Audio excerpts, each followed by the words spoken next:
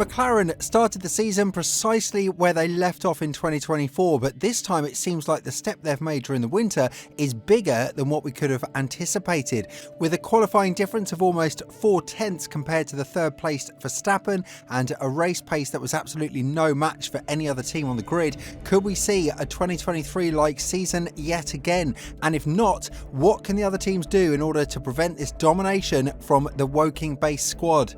There is no doubt that McLaren was the most dominant team in Melbourne, and even though one race is not representative for the entire season, the Woking-based squad looked extremely strong on both wet and dry tyres. The race pace was out of this world, and the second fastest team, Red Bull, was 7/10 off the pace that was set by both MCL39s. Throughout the top speed section, Piastri was able to reach the second highest top speed with 332, and even though Norris was 10 kilometers per hour slower than his teammate here, the overall performance of the Brit was better, which led him to the race win.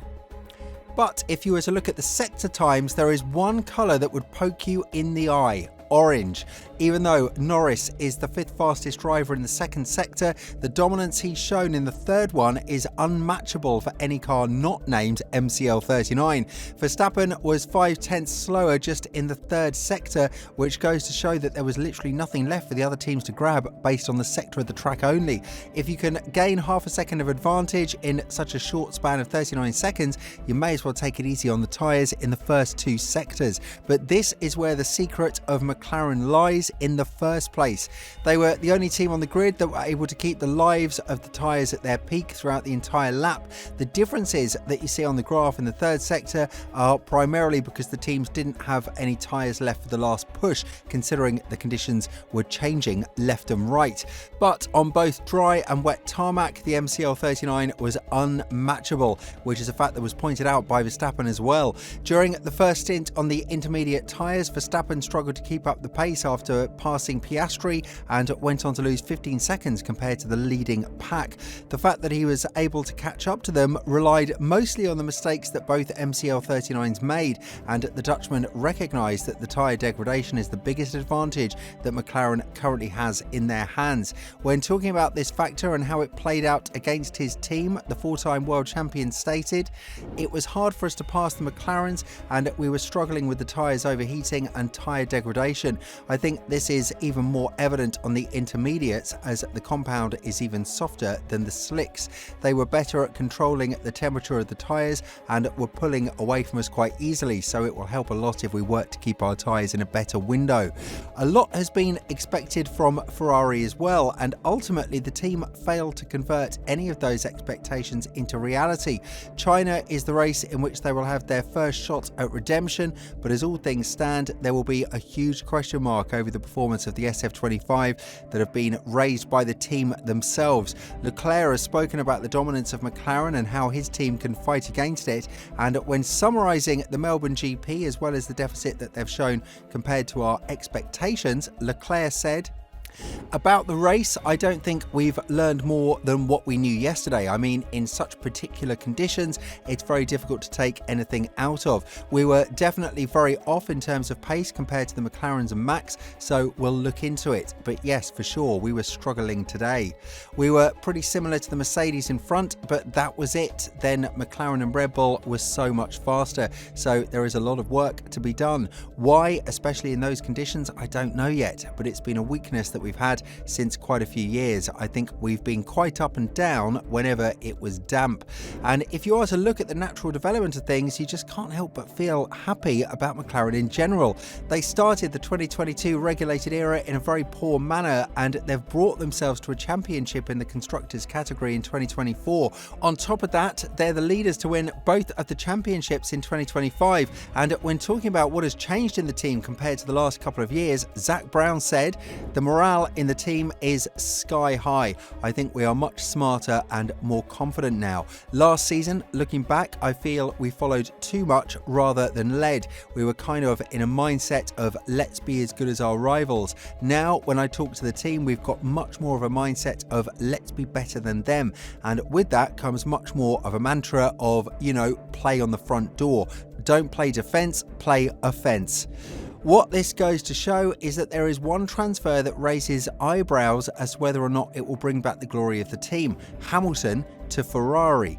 Again, it's very early days to discuss whether the 7-time world champion has done what was asked of him, but on the other hand, the doubt persists that McLaren is just too far ahead and that the first chance that Ferrari will have for a proper fight is in the newly regulated era in 2026.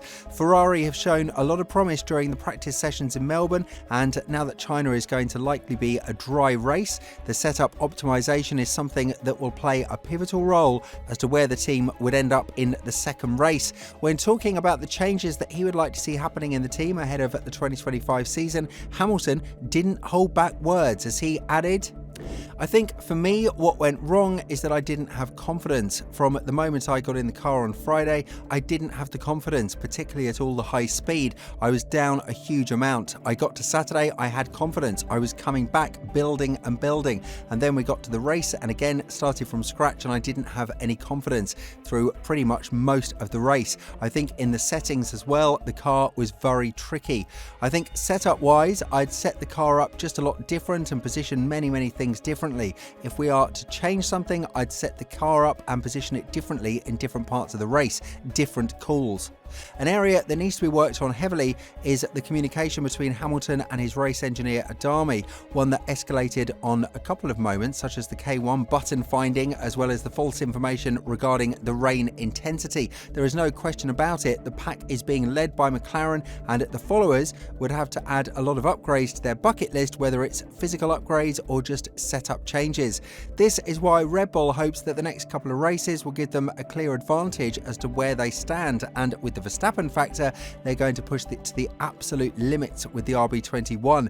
When talking about this, Horner was adamant that the fight is far from over. In fact, they have a lot of work in the pipeline that should give them a better competitive edge compared to the MCL39. As he stated, "I think the characteristics that this car has are much calmer than the RB20. There are not the nasty snaps that there were on the RB20, so that gives us a good dynamic platform for us to develop the car through the season, through all the different races that we're going to head to. When you know you've got a car that's very well balanced, the whole world looks different. So for us, I think it's a very solid start to what's going to be a marathon of a year." A very big factor that would influence McLaren's performance is in fact the stance of both their drivers. In Melbourne, we've seen that the cars are very close to each other, and while the threat of a 2023-like Red Bull season is on, there is also an internal fear in McLaren that a 2016-like Mercedes situation could happen too. What Brown needs to ensure is that there will be tons of different situations he would have to handle properly, and he can never count off the Verstappen factor either. Be that as it may, what do you think about the MCL39's dominance at the start of the season? And more importantly, do you think that the intra-team battle between Norris and Piastri is going to pose the biggest threat to the team? Let us know in the comments below. And if you want to know more about Brown's latest bombshell on Red Bull, make sure to check out the video that's appearing on your screen right now.